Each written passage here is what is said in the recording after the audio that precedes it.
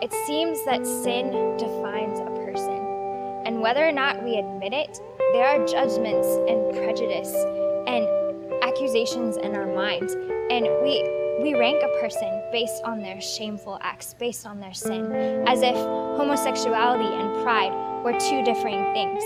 But the Lord, He sees sin as common and shared alike by all. No temptation has overtaken you that is not common to man. God is faithful, and He will not let you be tempted beyond your ability. But with the temptation, He will also provide a way of escape, that you may be able to endure it. 1 Corinthians 10:13. And when He says common, He means shared alike by all, and that the temptation that you are facing is shared by so many others. And when that temptation slips into sin, you can be assured that so many others are struggling with the same thing that you are. So if we can't even see temptation as being alike and the same, how can we see sin as being alike and the same? How can a believer approach the body and get the assurance and love they need if we can't even see each other as the same that God sees in His eyes?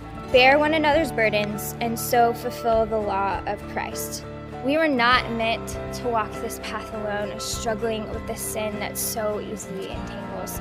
We were not meant to be so fearful of vulnerability that we hide away and struggle and fight our flesh and the world and Satan and all of these voices alone. We are not meant to suffer alone, but God has called us to love one another and to bear one another's burdens. He has called us to come together and set aside the fear of vulnerability, knowing that our sin and our temptation is common, that we all struggle with these same things, that not one is worse than another, that someone who struggles with homosexuality should just as easily be able to come and confess as someone who has a fierce struggle with pride. They are common, alike, shared by all. Let us hold fast to the confession of our hope without wavering, for He who promised is faithful. And let us consider how to stir up one another in love and to good works. Hebrews 10:23-24.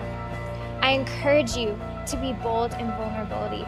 I encourage you to approach your brothers and sisters and confess that sin that you feel so alone in. I encourage you to know that you are not alone in that sin. Again, that we are called to bear with one another, and that the body of Christ is so lacking this vulnerability, that your story of how the Lord has worked mightily through sin in your life might encourage someone who is now struggling with that very same thing, that the Lord may start working through your story, that they may defeat sin because of your words.